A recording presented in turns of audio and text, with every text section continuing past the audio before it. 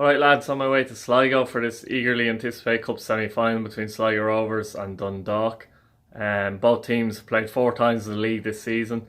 Dundalk came out on top the last 2 times they met, including a 4-0 win at Oriel. But the first 2 times Sligo, it was a draw, 1-1 draw, and Sligo beat them 2-1 at the showground. So they'll get confidence from that. Of course, Dundalk are much improved since. But I'll see you in Sligo in a minute. Right lads, welcome to Irish Footy Vlogs. I'm here at the showgrounds, as you can see. It's only 4:10. I'm starting to pack up already. Sligo Rovers obviously playing Dundalk. Obviously Dundalk going for the treble.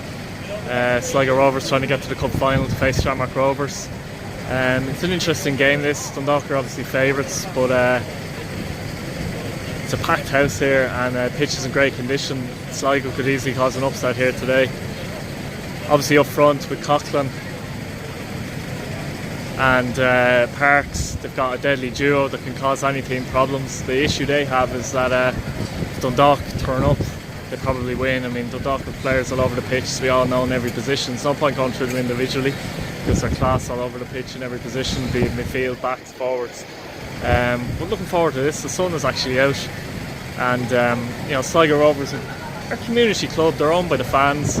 They set up a project in 2005 which was called the Sligo Rovers Trust, or Bitter Red Trust, and they've been making money on that for a few years now, and I think they've raised over 60 grand or something. Another thing they did in 2009 was basically set up another trust. I think it's called the €2 Trust, where basically you pay €2 a week and it goes straight, it goes to the club. So they do an awful lot of fundraisers and things like that for the community, make a lot of money, and it's a really community-based club. And I was reading up on it earlier, and I think it's fantastic.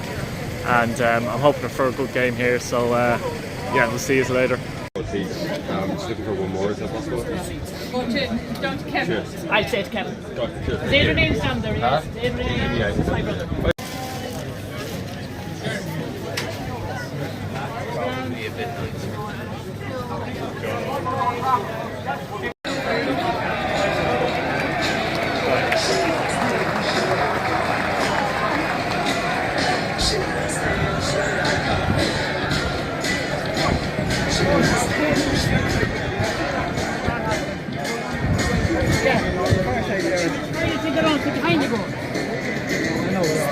Are you sure?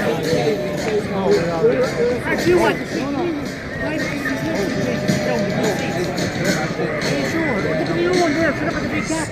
Come here. Are you sure?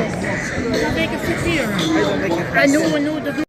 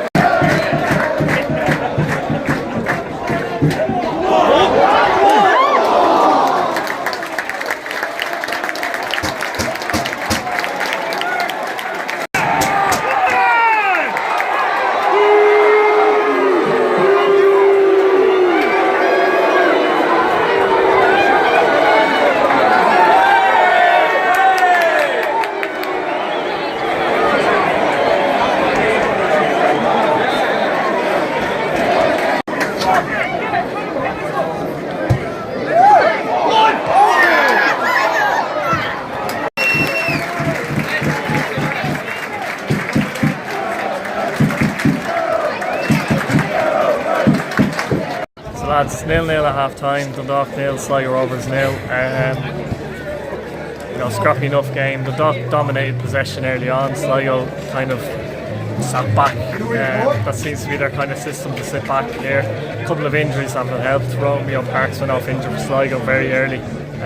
Picked up 2 injuries, it seemed. He ended up going off. They brought Murray, he's on the midfield. So Sligo are playing very deep. They're relying on the counter attack. They've had a bit of success there. Coughlin up front, seen a lot of hard work, run the challenge and holding up the ball. He's won some frees. He also had a chance to just flash wide. So he's working very hard for Sligo up top. Hooban, not as much for Dundalk, not as getting as much service. Dundalk a bit ponderous when they have the ball. Obviously it's hard to break down, find spaces, and Sligo are blocking it off. But hopefully in the second half we'll see some goals. And Sligo 0, Dundalk 0 at half time.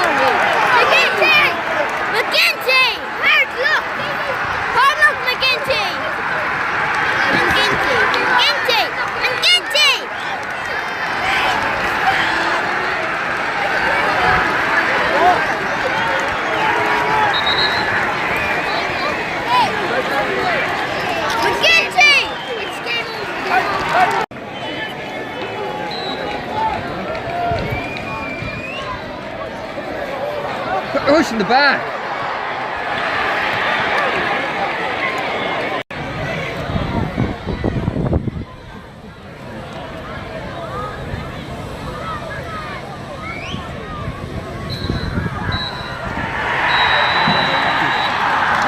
See you never.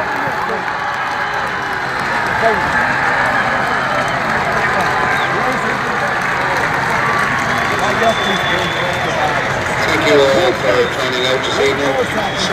Sligo Rovers. Right guys, just back in the car after that longish walk, fairly tired. Yeah, just wanted to get out quickly because there was a big crowd there, and it obviously finished there. Dundalk 1, Sligo Rovers 0 to Showgrounds. Yeah, I mean the second half Dundalk were putting definitely up the tempo. They played quicker, they played with more zip, a bit more guile. They got Duffy into the game, Kelly came into the game. I sense we're going to score in the last 10 minutes, so I actually made my way behind the Sligo goalkeeper. I just felt it coming.